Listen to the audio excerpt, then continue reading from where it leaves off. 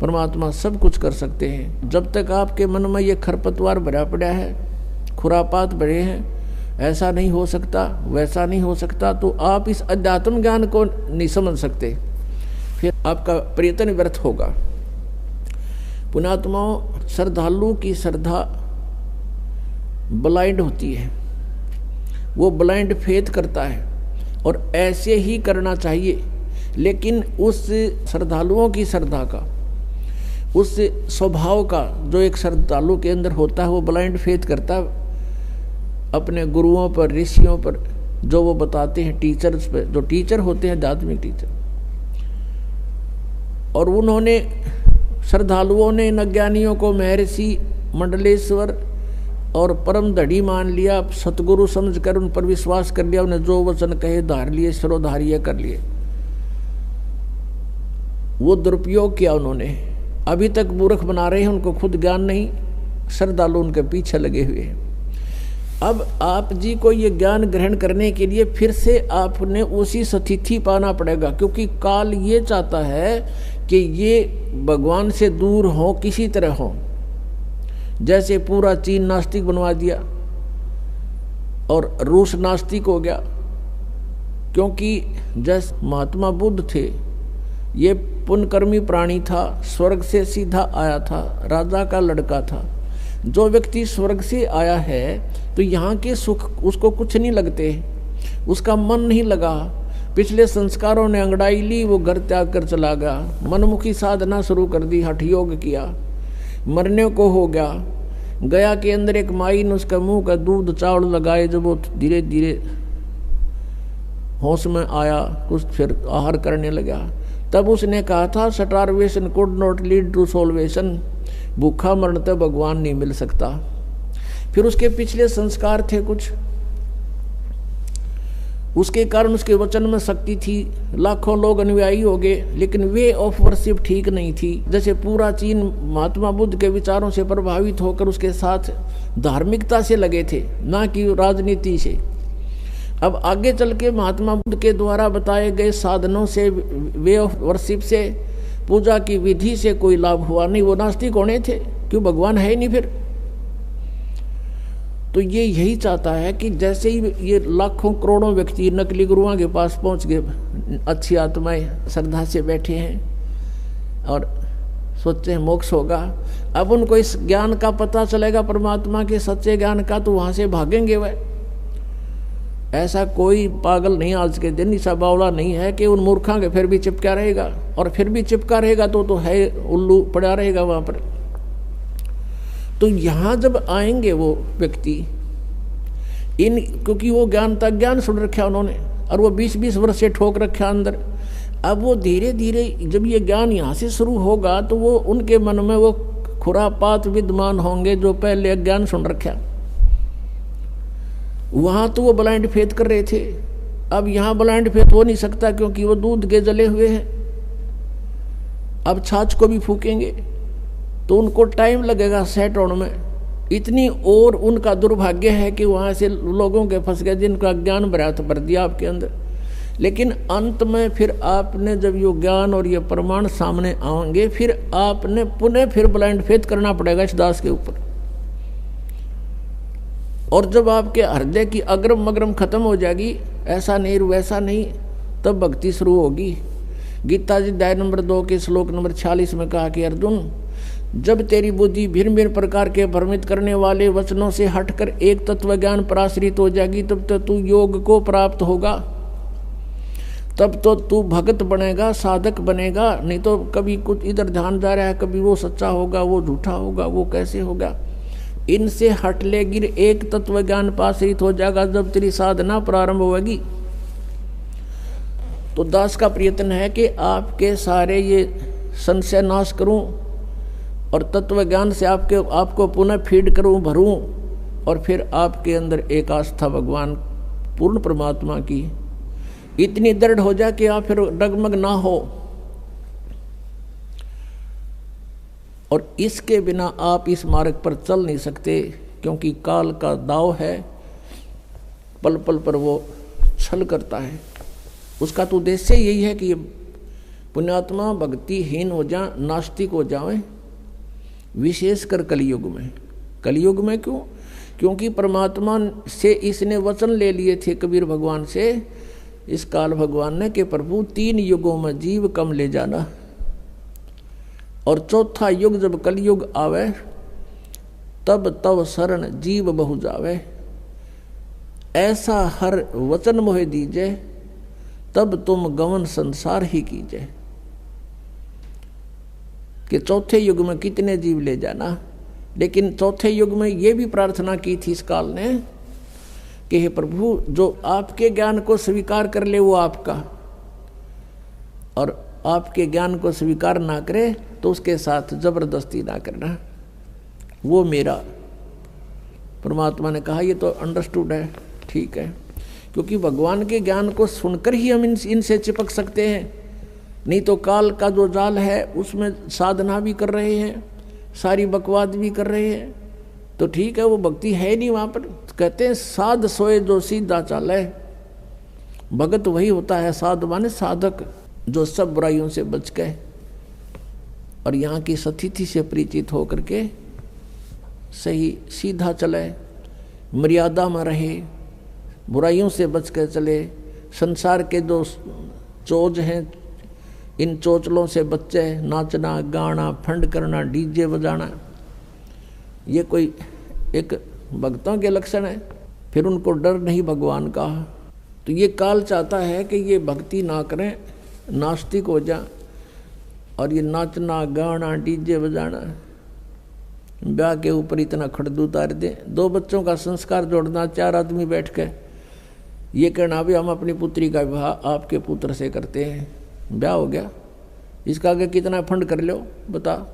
शादी बच्चों की वचन से हो गया, वचन से पराये होते हैं, वचन से सारी सृष्टि रची हुई है, वचन के ऊपर रहे आदमी खरा तो उसको हर तरह से सुविधाएं प्राप्त होती हैं। और फिर नाचना और गाना और फलाना करना, इतने दान दे दिए, वो तो अपने सिर पर बाहर रखना है, गधा बनना उसका। किसी के पैसे पास्ता रख के कभी सुखी नहीं हो सकता प्राणी। तो जब तक हमें ज्ञान नहीं है तो हम ये विष खा ही रहे थे। अब पता लग जाएगा कि ये तो बहुत भयंकर काम है। कहते हैं तुमने उस दरगाह का मैल नहीं देखा और धर्मराज के तिल तिल का लेखा, कौन बिराने बाहर न ढोए। फिर जैसे कल आपको कथा सुनाई थी, एक साधु संत बन रहा था, नकली भगत ने उसको प्रार्थना किया भक्ति कर लो हमें सेवा मिल जाएगी संत की, वो उसके चौबारे में रहने लग गया। भगत सेवा करता, वो खा कर सो जाता, कुआड़ बंद करके महात्मा साधना करता है। फिर वो मृत्यु के उपरांत उसके ही घर पर बैल बना और बैलगाड़ी में जोड़ कर उसके खाए हुए के पूरे कर रहा था। जब परमात्मा गरीबदास जी को उस पर दया आ गई नकली पे, तब उसको बताया भाई तूने भक्ति करी नहीं और इसका अन्न खाया, ये पूरा करना पड़ेगा तुझे, लठ खा के कर ले चाहे राजी खुशी कर ले, पूरा करना पड़ेगा। फिर वो चल पड़ा अपना सीधा होके। तो कहते तुमने उस दरगाह का मैल नहीं देखा, धर्मराज के तिल तिल का लेखा। तो आप किसी से दहेज लेते हो, वो आपका ऊपर भार बन गया और उसका फिर पूरा आपने देना पड़ेगा। किसी का बैल बनोगे, किसी की भैंस बनोगे, किसी का खच्चर बनोगे, वो पूरा करना पड़ेगा। फिर क्यों सिर में दर्द करे। जैसे किरका जहर का रंग होरी हो, कहो कौन तिस खावे राम रंग होरी हो। जैसे विष का कोई कण पड़ा हो किता है और आपको पता है यू कण है और विष का है, हाथ भी ना लाओ, एक किसी और वस्तु से पकड़ के किरा कित फेंक काओगे। तो ऐसे जो आप ये क्रियाएं कर रहे हो, रिश्वत ले रहे हो या किसी से दहेज ले रहे हो या किसी की हेराफेरी कर रहे हो हैं या कोई ब्याज ले रहे हो, कहते हैं ये जहर खा रहे हो आप, तो गिलास के गिलास पी रहे हो। और एक किरका भी जहर का खाना नहीं गवारा होगा। तो कहने का भाव ये है कि हम अज्ञानता के वश ये नालायकी कर रहे हैं, और जब पता लग जाएगा इतनी भयंकर मार पड़ेगी इसकी। तो जैसे किरका जहर का रंग होरी हो, कहो कौन तिस खावे राम रंग होरी हो। कहते कौन खाओ, फिर जहर ने पता लग गया था। तो बिना ज्ञान के दुख पा रहे हम यहाँ पर, और भगवान देगा जो पूरा पट्टेगा किसी के दूसरे के धन से, चोरी से। आज तक कोई सेठ नहीं हुआ। अब जो प्रसंग चल रहा है हम वहीं आते हैं कि जो साधनाएं शास्त्र विधि त्याग के मनमाना आचरण करते हैं उनको कोई उपलब्धि आध्यात्मिक मार्ग की नहीं होती। परमात्मा कहते हैं डंब करें डूंगर चढ़ें। डूंगर कहते हैं ऊंची सी पहाड़ी पाल टीले पर जहां से दूर से दिखाई दे। डंब करें डूंगर चढ़ें अंतर झीनी झूल, और जग जाने ये बंदगी करें ये बो है सूल बबूल। आम जनता तेनों सोचा बड़ा साधक साधना कर रहा है, देखो सुबह से लेकर शाम तक अपना तप करता है। तो परमात्मा अपने उस आध्यात्मिक मार्ग में बताते हैं कि जनता जाने ये भक्ति करे यो बो है सूल बबूल। ये तो दम्भ कर रहा है, ऊपर बैठ कर ढोंग कर रहा है, दिखा रहा है आपको। परमात्मा के पाने की भक्ति जो है बहुत सिंपल है, और उसके लिए परमात्मा ने स्वयं आना पड़ा इस यथार्थ ज्ञान को देने के लिए। जैसे कल रात का सारा ही सत्संग इस उद्देश्य पर था कि परमात्मा कैसा है, वो परमात्मा क्या करता है। तो उस परमात्मा के विषय में आपने पवित्र वेदों में, पवित्र बाइबल में, पवित्र कुरान शरीफ में ये देखा कि वो भगवान मनुष्य सदृश है, मनुष्य जैसा है, लेकिन उसके शरीर का तेज बहुत अधिक है, और वो ऊपर रहता सतलोक में तख्त पर विराजमान है, और वहाँ से गति करके सतलोक से धूलोक से उस तीसरे मुक्ति धाम से गति करके वहाँ से प्रस्थान करके चल के आता है। और यहाँ वो अच्छी आत्माओं को मिलता है, और अच्छी आत्माओं को मिलकर वो अपना तत्व ज्ञान आप ही बताता है। परमात्मा ने, परमेश्वर कबीर देव ने जो लीला की वो 600 वर्ष पहले की थी, वो उनके जीवनी के अंदर भगवान की लीलाओं में लिपिबद्ध है, वो लिखी हुई है। और आज वेद हमने देखे, इससे पहले वेदों को कोई समझ नहीं सका। उन वेदों में यही लिखा कि वो परमात्मा 3 स्थिति के शरीर से 3 प्रकार की अपनी वेशभूषा से, शरीर की वेशभूषा, ये शरीर भी हमारा एक वेशभूषा है अपने, और नीचे ओरिजिनल शरीर अलग होता है हमारा सभी का, उसके ऊपर तो 3 प्रकार के शरीरों धारण करता है, और उनसे हम सबका धारण पोषण यानी सबकी संभाल करता है। एक रूप में मनुष्य सदृश शरीर है परमात्मा का, सतलोक में और ऊपर के लोकों में अलग अलग रूपों में विराजमान है। तो सतलोक के अंदर परमात्मा के एक रोमकूप की शोभा करोड़ सूर्य मिला दे, करोड़ चंद्रमा, तो भी परमात्मा का प्रकाश उनसे अधिक है एक रोमकूप का। इतना तेजों में शरीर है, लेकिन गर्मी नहीं है। और फिर वो परमात्मा दूसरी स्थिति में जब आता है, वो प्रत्येक युग में एक लीला करता है। नवजात शिशु का रूप धारण करके प्रकट होता है, और बाहर जंगल में, नगरी से बाहर वन में एक तालाब के ऊपर, जहाँ किसी दरिया से कोई लहरों के माध्यम से ऐसा कोई जल भरा हो, उस सरोवर के अंदर प्रकट होता है कमल के फूल पर। और ये सब कार्य परमात्मा अपना निर्धारित उद्देश्य लेकर आता है, उसे आधार से करता है। फिर उसको कोई अच्छी आत्माएं उठा कर ले जाती हैं जो पिछले संस्कारी होते हैं, ऐसा वेदों में लिखा है। आपको दिखाएंगे, धीरे धीरे सारा परिचय कराएंगे। और उसको फिर वो धीरे धीरे जब बड़ा होने लगता है, छोटी ही आयु में परमात्मा अपना जो उद्देश्य लेकर आता है, वो तत्व ज्ञान को प्रचार करना शुरू कर देता है। और उस परमात्मा के ज्ञान के सामने बड़े बड़े विद्वान मंडलेश्वर सब फिट्टे मुंह हो जाते हैं, उनको जवाब नहीं आता है। तो इस प्रकार परमात्मा दूसरी प्रकार की जो शरीर से लीला करता है, वो शिशु रूप धारण करके आता है, और ऐसे ही जनसाधारण की तरह कार्य करता है। अपना निर्वाह अपने हाथों से करता है। और वो पूर्ण परमात्मा भी होता है और एक भक्त के भी लक्षण उसी में पूरे होते हैं, और एक तत्वदर्शी संत भी कंप्लीट इन ऑल रेस्पेक्ट वही होता है। और एक अच्छे नागरिक का रोल भी वही करके दिखाता है। हमारे को एक एग्जाम्पल कोड करते हैं भगवान कि इस लोक में आप जी ने परमात्मा पाने के लिए ही प्रयत्न करना है। यहाँ की अन्य वस्तुओं की तुम इच्छा करते हो तो अभी आप बालक हो, खिलौने मांग रहे हो, और ये खिलौने टूट जाते हैं फिर रोते हो। तुमने क्या चीज मांगनी चाहिए यहाँ से? साईं इतना दीजियो जा मैं कुटुंब समावे, हम भी भूखे ना रहें अतिथि न भूखो जावे। कि हे परमात्मा इतना दीजिए जिसमें कुटुंब समावे, यानी रिक्वायरमेंट ऑफ फैमिली, परिवार की आवश्यकताएं फुलफिल हों। इतना दीजिए दाता, और हम भी भूखे ना सोएं और कोई अतिथि आ जावे वो भी भूखा ना रहे। इसे अधिक नहीं चाहिए। परमात्मा कहते हैं घर तो 3.5 हाथ और गना तो 4.25, कह कबीर अधिका गहे ताको नहीं विचार।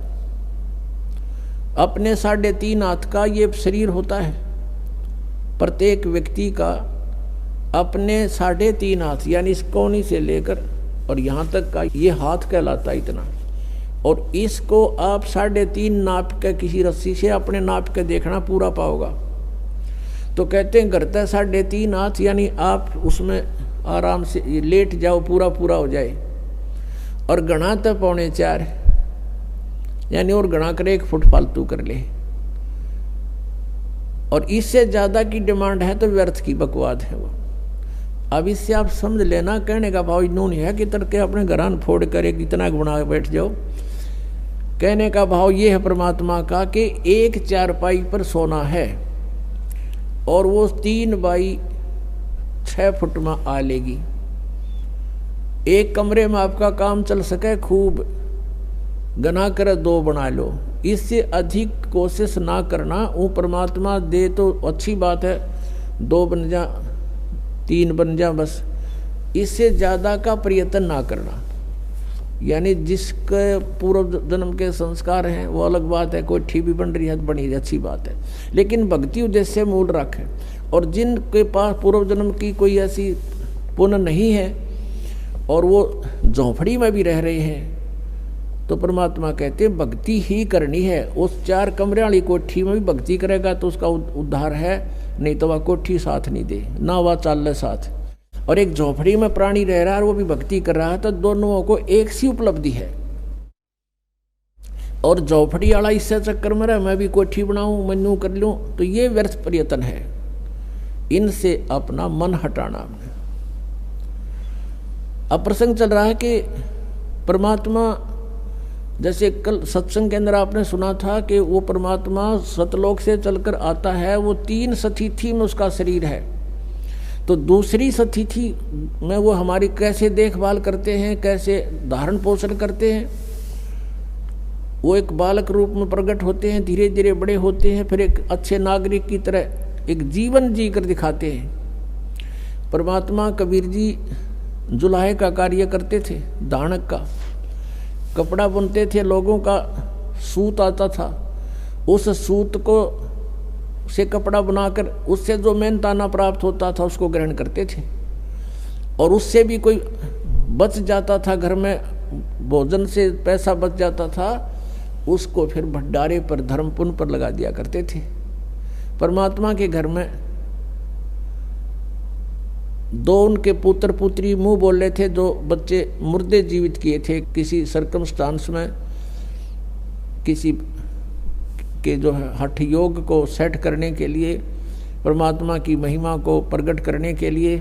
एक बालिका थी 13 वर्ष की, एक शेख तकी नाम के पीर की कब्र में दबा रखी थी। उस पीर ने बहुत ज़्यादा परमात्मा के साथ दुर्व्यवहार शुरू कर दिया था। राजा सिकंदर लोधी कबीर परमेश्वर जी से बहुत प्रभावित हो गए थे, क्योंकि उनको जलन का रोग था, जो कबीर परमेश्वर जी की कृपा से वो स्वस्थ हो गया था और कोई भी ट्रीटमेंट उसका काम करना बंद कर गया था। वो तो मृत्यु के दिन गिने था। सिकंदर लोधी दिल्ली का बादशाह कबीर परमेश्वर के आशीर्वाद से वो स्वस्थ हो गया था। उसके बाद वो बहुत आदर करता था कबीर परमेश्वर का। इस कारण से वो उनका धार्मिक गुरु शेख तकी कबीर जी से ईर्ष्या करने लगा, उनको नीचा दिखाने की प्रयत्न में रहने लगा, उसकी टाह में रहने लगा कि किस प्रकार इसको नीचा दिखाऊं और राजा का इससे मन हटे, इसकी आस्था कम हो। इस उद्देश्य से उसने कहा था कि मैं कबीर को जब जानूं ये कोई शक्ति युक्त है, मेरी बेटी ने जीवित करके दिखा दे जो कब्र में दबा रखी है। हजारों व्यक्ति इकट्ठे हो गए, दिन रख दिया, तीसरा दिन कब्र फुड़वा दी और कबीर परमेश्वर ने वह बेटी जीवित कर दी।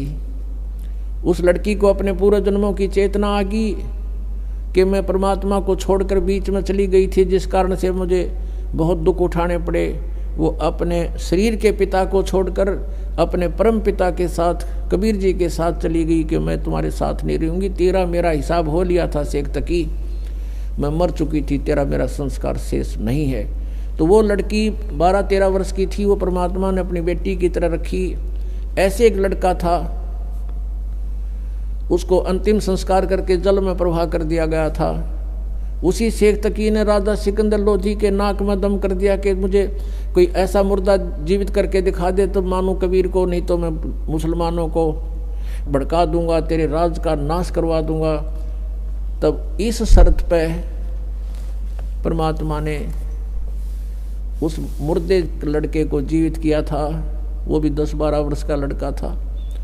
उसके बाद वो लड़का भी परमात्मा के साथ पुत्र रूप में रहता था। तो इस प्रकार एक पुत्री एक पुत्र थे जो अपने वचन से जीवित किए हुए बालक थे, और मुंह बोले माता पिता थे, उनके अपने माता पिता नहीं थे, वो तो सह शरीर आए थे, सह शरीर चले गए थे।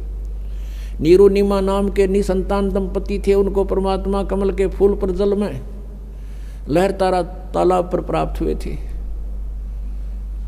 तो ऐसे कुल मिला के परमात्मा का 5 सदस्यों का परिवार था। हाथ से कपड़ा बुनते थे, माता पिता वृद्ध हो गए थे, और उस कपड़े से जो भी पैसा मिलता था मेहनताना उससे अपना गुजारा करते थे, और फिर भी पैसा बच जाता था उसका भंडारा करते थे।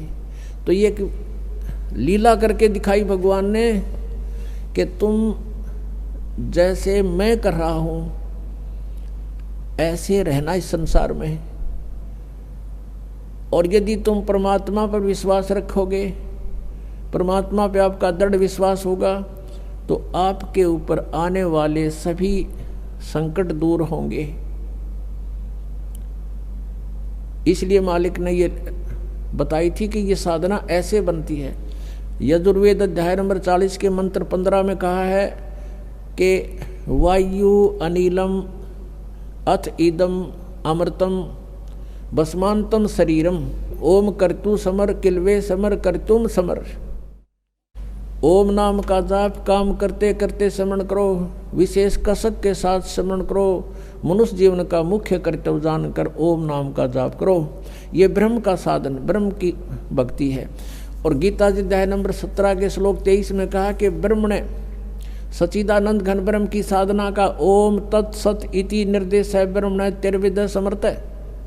उस परमात्मा सच्चिदानंद घन ब्रह्म परम अक्षर ब्रह्म की साधना के 3 मंत्र का जाप है, ओम तत् और सत। ओम तो ब्रह्म का, तत् ये सरपुरुष का सांकेतिक है, वो अलग मंत्र है, और सत ये परम अक्षर ब्रह्म का है, परम अक्षर पुरुष का है। ये मंत्र भी गुप्त है, ये दास दे सकता है, इस पृथ्वी पर किसी को अधिकार नहीं है उस नाम के देने का, ना ही उसको वो परिचित है कोई। और यदि मुझ दास से प्राप्त करके ये मंत्र कोई स्वयंभू संत बनकर किसी को गुमराह करने की चेष्टा करता तो अधिकारी नहीं है, उससे भी आपने बचना है, औरों को भी बचाना है कि ये बिल्कुल झूठ बोल रहा है, नकली पासपोर्ट बना रहा है। और फिर जीवन अंत के समय जब तुम्हारा जीवन अंत होगा तो सतलोक जाने की तैयारी होगी, फिर उस पासपोर्ट की पहचान होगी ऊपर ये अधिकारी था कि नहीं जिसने तुझे नाम दिया। तो जीवन नष्ट हो चुका होगा, फिर कुछ नहीं बात बनेगी। पहले सावधान होना है। तो ये क्या बताया है कि सभी ने, जो भी संत हैं या परमात्मा आए थे, उन्होंने जो साधना बताई यथार्थ, और जिन महापुरुषों ने भगवान पाया उन्होंने हठ योग नहीं किए, 2.5 घंटे सुबह 2.5 घंटे शाम साधना नहीं की। उन्होंने तो चलते फिरते उठते बैठते अपना कर्तव्य कर्म करते करते परमात्मा की भक्ति का विधान बताया, जो सभी सदग्रंथ और संत इसी को प्रमाणित करते हैं। तो इसलिए परमात्मा ने स्वयं आकर के ऐसा जीवन जी कर दिखाया कि ऐसे रहोगे तो मैं तुम्हारे साथ होऊंगा। और भगवान साथ हो गया तो फिर क्या नहीं कर सकता। अब परमात्मा हमारे साथ होगा। और सभी कहा करते हैं कि भगवान ना रूठना चाहिए, संसार वैसे कर रूठ जा, रूठो जग सारा, रूठो ना भगवान हमारा। तो परमात्मा को प्रसन्न करने के लिए हम साधकों ने प्रयत्न करना है। और किस तरीके से भगवान राजी हो, किस तरीके से, किस विधि से भगवान प्रसन्न हो, हमने वो सारे तरीके अपनाने पड़ेंगे अपने प्रभु को प्रसन्न करने के लिए। तो वो तरीके स्वयं परमात्मा आकर बता के गए। एक तो छल कपट नहीं करे, चोरी ठगी जारी नहीं करे, किसी की आत्मा नहीं दुखा अपने स्वार्थवश, और भी मन कर्म वचन से भी किसी को दुख नहीं दे। तुमने उस दरगाह का मैल नहीं देखा, धर्मराज के तिल तिल का लेखा। हम मन में बुरा सोचते भी हैं किसी का, वो भी अकाउंट आपका लिखा जाता है। और यदि आप किसी का भला सोचते हो और आप कर भी नहीं सकते हो तो भी आपका गुड अकाउंट बनता है, अच्छा लेखा बनता है। तो हमने पहले तो अपने आप को बहुत सेट करना पड़ेगा। हम घने बिगड़ गए, एक दिन से नहीं, हम तो असंख्य युगों से बिगड़े हुए हैं। और अब हमें सेट होने का ये मार्ग मिला है, विधि मिली है, ये औषधि मिली है, जिससे हमारे अंदर के विकार जलेंगे। इस ज्ञान से हम सेट होवाएंगे, और फिर सेट होवाएंगे तभी परमात्मा के निकट जाएंगे। क्योंकि हम सभी प्राणी एक ही परमात्मा के हैं, चाहे हाथी है चाहे चींटी है, राजा है या रंक है, हिंदू है मुसलमान या सिख या ईसाई है। इस काल ने हमें भ्रमित करके अलग अलग बना दिया। हम अलग हुए क्यों करें? क्योंकि हमने भगवान की चाह है, हमने भगवान पाने के लिए ही हम मुसलमान बने, परमात्मा पाने के लिए हम हिंदू बने, भगवान के लिए हम सिख बने, भगवान के लिए हम ईसाई बने, क्योंकि ईसा जी के वचनों का अनुसरण करने वालों को ईसाई कहने लगे। तो हम इसलिए अलग अलग हुए।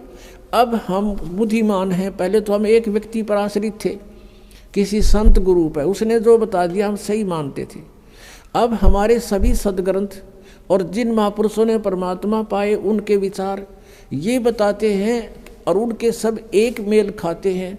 तो हमने अब उन भ्रमित वचनों को छोड़ना पड़ेगा, चाहे वो हिंदू धर्म के हैं, चाहे वो ईसाई धर्म के हैं, चाहे वो मुसलमान धर्म के या सिख धर्म के हैं, जो शास्त्र प्रमाणित नहीं है, उनको त्यागना पड़ेगा। और तभी हम भगवान के निकट जा सकते हैं। तो वो कौन से हैं, उसमें चाहे मर्यादा भंग हो, चाहे कोई धार्मिक हमारे लोग नाराज हों, इसकी परवाह नहीं करनी है। हमने अपना कल्याण करवाना है। तो इस प्रकार हम उस परमात्मा के निकट पहुंच सकेंगे। उसके लिए क्या करना है? उसके लिए भगवान ने स्वयं आकर के हमें यही बताया है कि मैं जो रिहर्सल करके दिखा रहा हूं तुम ऐसे रहना। अब परमात्मा ने क्या क्या लीलाएं की। साईं इतना दीजियो जा मैं कुटुंब समावे, हम भी भूखे ना रहे अतिथि न भूखो जावे। यानी जो भक्ति हम करते थे, जो साधना हम करते थे, कि किसी ने भी कैसे ही बता दिया हम उसी तरह करने को तैयार हो जाते थे। अब प्रसंग चल रहा था कि ये सुबह 2.5 घंटे, शाम में 2.5 घंटे बैठने का विधान ये संत मत का नहीं है, ये तो हठ योग है। और ये तो हजारों वर्ष करके देख लिया, इससे कुछ भी ना मिल रहा। और कहते ध्यान लगाते हैं, ये नकली पंथ वाले कहते हैं हम सीधा त्रिकुटी पर जाते हैं, और त्रिकुटी यहाँ नहीं है, त्रिकुटी इसके पीछे है, इस बैक साइड में। और कहते हैं त्रिकुटी से हम सीधा ऊपर को चलते हैं। ऊपर कहाँ जाओगे? तुमने सतनाम का बेरा ना सतलोक का बेरा। सतनाम को कहीं तुम स्थान बता रहे हो, और सतनाम को कहीं सतपुरुष बता रहे हो, और सतनाम तो जड़ है सारे मार्ग की। सतनाम 2 अक्षर का मंत्र है, इसमें एक ओम है, एक तत् है। तत् वो सांकेतिक ये दास बताएगा, जो जिनको सतनाम प्राप्त है 2 अक्षर का, वो श्वास उस श्वास से उसका सिमरण है, तो वो सतनाम है। इनको सतनाम कहना मेरा नाम दे, ये 5 ओंकार रंकार ज्योति निरंजन, ये तीनों काल के सर्व में, और सोहम और सतनाम। यहाँ सतनाम नाम बता रहे, वहाँ या इनकी जो एक पुस्तक है ये वार्तिक, इनकी जो उसके अंदर लिखा है कि वो सतनाम चौथा लोक है, चौथा मंजिल है, और फिर वही सार शब्द है, वही सार नाम है सतनाम ही, और सतनाम ही सचखंड सतलोक है, सतनाम ही सतपुरुष है। अरे झूठा ज्ञान और ध्यान कहाँ लाओ तुम, ये बाद विदा चतुराई, तुम्हारा ज्ञान यूजलेस है, तुम ध्यान कहाँ लगा रहे हो, तुम्हारा थ्योरी गलत है, प्रैक्टिकल क्या करोगे तुम। तो जिन भी महापुरुषों ने परमात्मा मिला, किन किन ने मिला, आदरणीय धर्मदास साहिब जी को,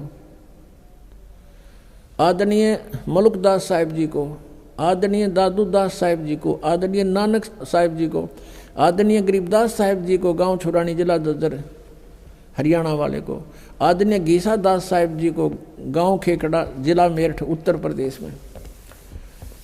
इन महापुरुषों ने परमात्मा पाया, और उन्होंने उनकी साधना देख लो उन्होंने कैसी की। जैसे गरीबदास जी किसान थे, खेती करते थे और भक्ति भी करते थे, और परमात्मा स्वयं आए थे, जुल्हे का कार्य भी करते थे। वो कभी हठ योग उनके जीवन में आप दिखा दो इतिहास में या उनकी वाणी में कहीं भी किया या लिखा हो। ऐसे ही आदरणीय नानक साहिब जी खेती करते थे, पहले तो नौकरी करते थे, वो नौकरी भी त्याग दी, जो भगवान से परिचित हुए सचखंड जाकर वापस आए, वहाँ देखा भगवान को, सतपुरुष को, कबीर साहिब को, वापस आते ही सब नौकरी भी त्याग दी, और 12 वर्ष तक परमात्मा का प्रचार किया इधर उधर घूम फिर के। फिर परमेश्वर का आदेश हुआ कि आप बैठ जाओ, आपका विरोध बहुत हो जाएगा, काल के दूत सक्रिय हो गए हैं, आप घर पे अपना साधना करो और आने दो समय, अब इस नाम को गुप्त रखना। नानक साहिब जी को कह दिया गया था कि इस सतनाम को, ये 2 अक्षर का जो मंत्र है, ओम और दूसरा तत्, इन दोनों का जाप स्वयं नानक साहिब जी करते थे, लेकिन आगे किसी को ये नाम प्रदान नहीं किया और ना ही इस नाम का जाप करने का आदेश दिया, क्योंकि परमात्मा का आदेश था। जैसे कबीर परमेश्वर जी की वाणी में लिखा कि धर्मदास तो लाख दुहाई, ये सार नाम कितबार न जाई, ये सार नाम बार जो पढ़ी, और बिचली पीढ़ी हंस नी तरही। धर्मदास तो लाख दुहाई, ये मूल ज्ञान कहीं बार न जाई, मूल ज्ञान बार जो पढ़ी, बिचली पीढ़ी हंस नी तरही। मूल ज्ञान को तब तक छुपाई जब तक 12 पंथ मिट जाई। एक तो मूल ज्ञान है, जो ज्ञान मूल ज्ञान ये ज्ञान है जो अब दास आपके समक्ष रूबरू करा रहा है। एक मूल मंत्र है सतनाम सार नाम, इनको भी गुप्त रखना था, नित्यकाल के दूत सारे यही नाम देते मिलते, वो अधिकारी वो है नहीं, और जनता भ्रमित हो जाती कि वो भी वही मंत्र देते हैं, वो भी वही साधना बताते हैं। एक कोगल है, अब वो एक कोगल भी ना छोड़ी, परमात्मा ने सीधा बख्शी, वो उआ बाई बकते हैं, एंड वेंड के नाम देते हैं, और 5 नाम काल के जानो, तब दानी मन शंका आनो। 5 काल आप पे कहे हैं, जिसको ये तुलसीदास हाथरस वाले को ये मानते हैं कि इन्हीं की कुछ प्रेरणा पा करके तो इस शिवदयाल जी जो थे इनके परम धनी, उन्होंने प्रेरणा पा करके साधना शुरू की थी, लेकिन उनका गुरु नहीं बताते वो। तो वो 5 नामों को काल का बताते हैं, ये 5 नाम पर गाटा जोड़ रहे, तो ये कहाँ जाएंगे, ये सीधे काल के मुख के अंदर हैं। तो पुण्यात्माओं, दास के इस प्रयत्न को निंदा या किसी का वो नहीं समझना, एक परोपकार समझना। कई भक्त कहते हैं आपके गुरुजी जो है निंदा करते हैं दूसरों की, नहीं। जैसे एक बार किसी ने 500 के नोट नकली छाप लिए और वो ठग रहा था जनता को, सरकार को पता चला, ओरिजिनल और डुप्लीकेट दोनों साथ साथ दिखाए थे कि ये ओरिजिनल है, इसमें ये लक्षण है, ये डुप्लीकेट है। अगर ऐसा हो तो उसको ग्रहण ना करना, वो नकली है। तो कोई ये कहे कि ये निंदा कर रहे हैं क्यों किसी के नोट को बेकार बता रहे हैं, तो वो निंदा नहीं थी, महापरोपकार का कार्य था सरकार का, लाखों लोग बच गए ठगने से, तो दास का वही प्रयत्न समझ लेना, ये किसी की निंदा नहीं है, ये महापरोपकार का कार्य कर रहा है। अंत में देखना इसका कितना अच्छा रिजल्ट आएगा। रोया करेंगे वो प्राणी जो ऐसे नकली लोगों के अपना जीवन व्यर्थ कर रहे थे, रोया करेंगे उनको और धिक्कारा करेंगे उन नकलियों को, तुमने अपना जीवन खोया, हमारा भी खो दिया।